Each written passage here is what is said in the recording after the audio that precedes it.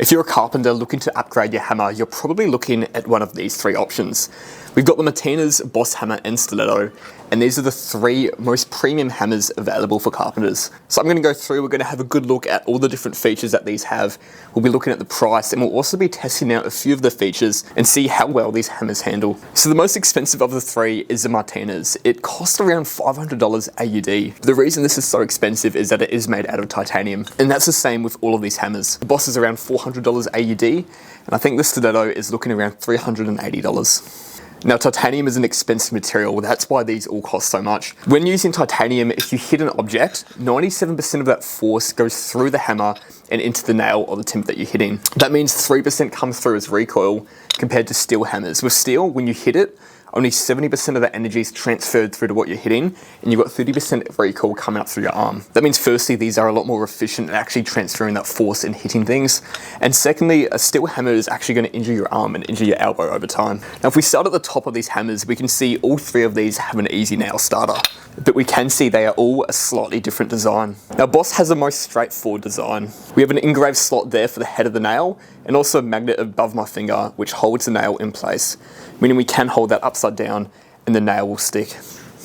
But as we can see, that does work quite well with a framing nail. So nail sits in here, and the head needs to hit the top of the hammer there, so that that force gets pushed through the top there and drives the nail out. The biggest problem though is that since that recessed bit at the back there, where the head of the nail needs to rest against, it's so far back that if I put a smaller nail in there, like a clout or a soft sheet, the end of the nail doesn't stick out past the hammer, meaning we can't actually use that as an easy nail starter. If we look at Stiletto's hammer, we can see it's got the same problem. The head of the nail sits against the body of the hammer there, and that's where all the force comes through when you try to hammer this nail in. And we can see that is too far back for any clouts or soft sheet nails to be used. For the Martinez, we can see we've got a little recess in there for the head of the nail to sit against, meaning we can use this for soft sheets and clouts. The reason that's so good is I was just installing a lot of eaves today. We don't use clouts, but we do use soft sheet nails for eaves, and it is super handy having a nail already in there ready to go. You can hold the eave sheet up with one hand, and then you can pull your hammer out and hit that nail straight in. That's probably the only time I would ever use an easy nail starter. I've never used it for a framing nail, meaning for the Boss and the Stiletto, I never use it at all. For the Martinez, those soft sheet nails for doing eaves is perfect. Moving towards the back of these hammers, we can see they've all got a straight claw. I use it a lot to actually stab into timber, and you can pick the timber up with it. I also do prefer them to be as sharp as possible, and I can start to use them as a chisel and be rough with these claws. The downside is though, the rounder the claw is, the easier it is to extract a nail. All these claws do work quite well. We can see the Boss has the longest claw and it's slightly curved. The Stiletto is the straightest, and the Martinez actually has the sharpest claw at the back there. All these claws do work well. We can remove nails with them.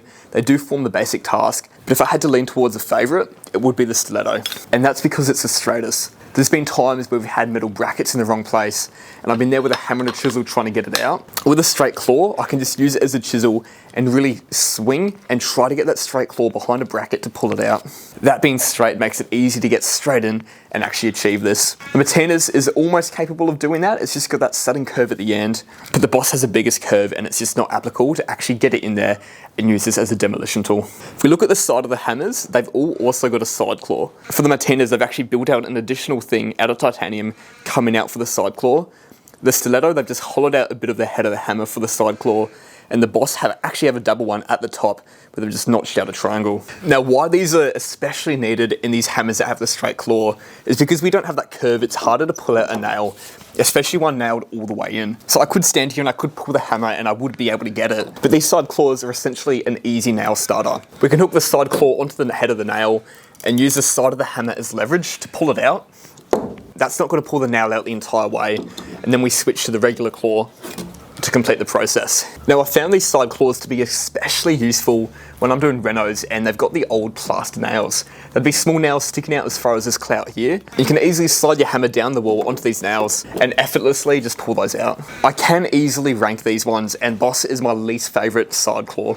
Now, there's not really any need at all to have the double V, just a singular one on one side would work, but this is the smallest one and it's harder to actually just line it up and get the nail on it straight away. Martinez has done the second best job of this. They do have this little addition built out the side of the hammer.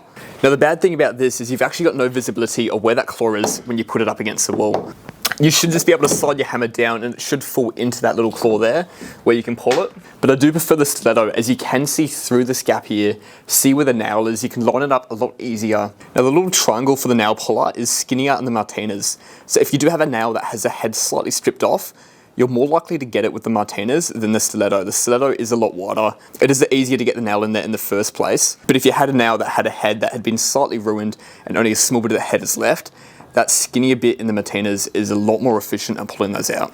I'm trying to get really deep into these hammers, but the Martinez and the Stiletto are both great with the side claw. The Boss, I don't like the Boss's one at all. Now in terms of customizations for the top of the hammer, there's nothing that can be customized or changed with the Boss. For the Stiletto, you can change the head between a milled head and a flat head. You probably noticed too that the grip's fallen off from this hammer. This is just a DIY job I've done to replace the grip, but I do want to note, I did see just a few weeks ago that Stiletto now do have hammers where you can change and replace the grips quite easily. The Martinez hammer is the king of customization. Now you can't just change the hammer head, but instead the entire head and the claw is one piece that you can take off and change. On top of that, we can also take off the handle and change the handle, which is massive. I feel like most hammers I've used, especially titanium, the titanium stays strong, that doesn't wear out. It's the handles that have problems. So out of the three I have, Martinez is the only one that has the option to actually change and replace your grip. And it's also the only one which the grip has actually standed the test of time. This is one of my co-workers' hammers. It's 2 years old, it's been used every day for the last 2 years, and the grip's intact. It's got a solid connection, it's not loose at all when I shake it, and there's no areas on the grip which are starting to fade away or come loose. Now the Stiletto grip has completely fallen apart and it's completely gone. The Boss grip visually looks okay, but the problem is the grip's actually become loose with the actual titanium of the hammer. We can hear when I shake it, you can hear that movement. And I can feel it too when I swing the hammer. The inside of the grip has come loose to that titanium and I can feel it wiggle around my hand. And it really does make a difference when you're trying to hit something forcefully and that hammer's almost got a little bit of a delay to the grip. You move the grip and the hammer bounces off the grip and upon contact it wiggles in the grip. As far as I know, there's no option or way to change and replace the grip on the Boss. Now a few things about the Boss which are different between the other two hammers, and this is the key selling point of the Boss hammer. They've tried to customize this and add as many different things in this hammer as possible. Now the first feature is we can actually use this as a square. Now this flat bit of the hammer here is 90 degrees from the handle of the hammer. So I can mark a square line like that. On top of it, we've got degrees in intervals of 5 degrees along the side. If I move it there, I can mark that as 5 degrees, 10 degrees, 15 degrees, and so on. We can get a rough estimate and a rough idea of different degrees. Now also on the handle here, we've got this line which is actually built at 45 degrees from the handle of the hammer. So we can lean that up against a piece of timber, and if we mark the handle, that should give us a quick, easy 45-degree mark. And the last part about this is we've actually got a hex head bit built into the bottom. They've made this to be the same size as the screw you find in all of your saw blades. And this has come in handy. I can use this to change the blades on all my circular saws, and it has worked for my Makita and DeWalt saws. I haven't been able to try it on any other brands, but I do actually like this feature. Now in theory, the idea of this square is cool. It's probably something quick and basic you can use, but if you are a good carpenter, you can't really rely on this as a speed square. To get the degrees, it's really hard to get that super accurate. We've only got markings at every 5 degrees, and I've gone out of my way to try to use it as a square, but I'm always gonna have a speed square on me. There's so many more functions that this does that I always need to have it on me. This hammer's not good enough to replace a square.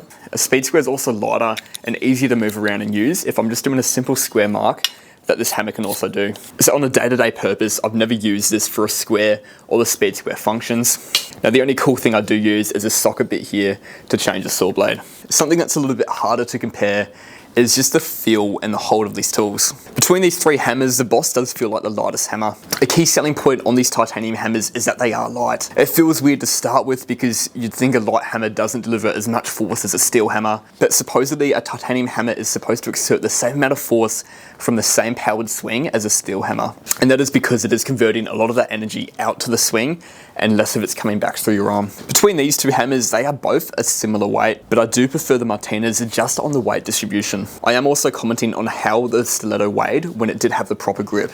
It did have a bit more weight, and with the proper grip, it was more of an even balance the entire way through.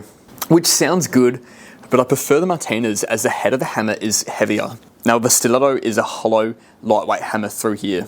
They've obviously tried to make a lighter hammer, and it is easy to use when you're doing heaps of overhead nailing, but I would sacrifice that lightweight for this hammer, which has more titanium built into the top, which also has to do with the higher cost. This has more titanium in the hammer, meaning it costs more. And that does make it a little bit more top heavy, which does help with getting more speed when trying to hit something in. So the Martinez does feel like the better hammer to use when you're trying to hit concrete nails in, or trying to move a real heavy object where you need a lot of power and swing behind you. So in terms of the feel, the weight distribution, and the weight, I do prefer the Martinez. It's still a titanium lightweight hammer. It's easy to use above your head all day and does come in handy, especially being able to hold those soft sheet nails and start your eave sheets. On top of that, because of the weight distribution being at the top, when I'm trying to hit concrete nails in or move blocks that need a lot of force to move them, it does feel like I do get more force and more results swinging the Martinez. The guy that actually invented the Stiletto hammer, he sold the company and started the Martinez hammer. In theory, the Martinez should have everything the Stiletto has, but just been upgraded to be an even better tool.